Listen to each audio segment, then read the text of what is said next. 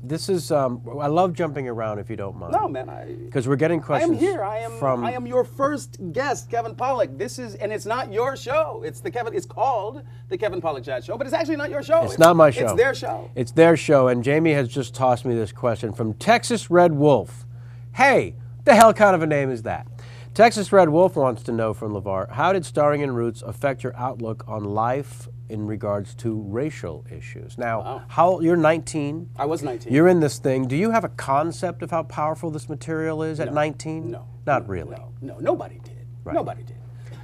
The reason that Roots was aired in 7 consecutive nights or 8 consecutive nights of programming was because Fred Silverman and all of the geniuses at ABC back in the day, they knew it was good. Sure. But they did not know that the book was a crazy huge bestseller. it was at that time. Right. It was. But they just weren't sure that in a country where 20% of the population is black, that a show in which the whites are the villains and the blacks are the heroes is going to play in, as they say, Peoria. Right. So the first couple of miniseries were broadcast in weekly installments.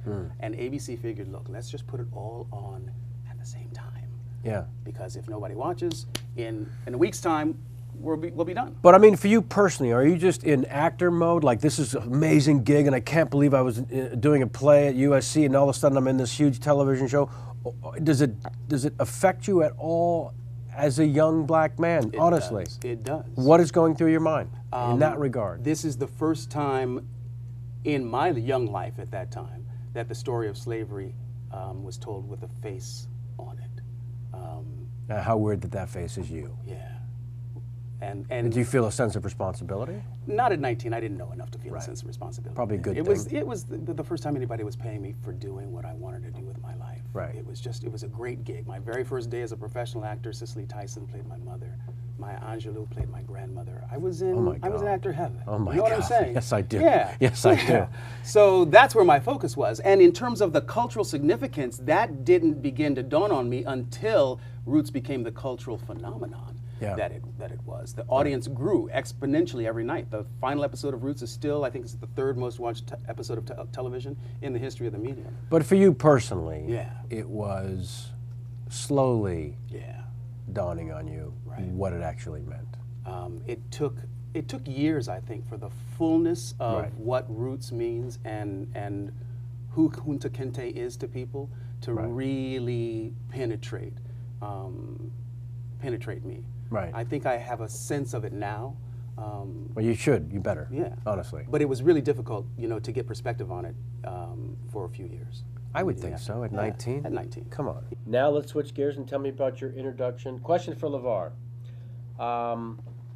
This question came from. When you get a chance, tell me who this question came from, so I can give him a shout out. I loved reading Rainbow, of course, as a child. Really, you did, because no one else did. It was just you.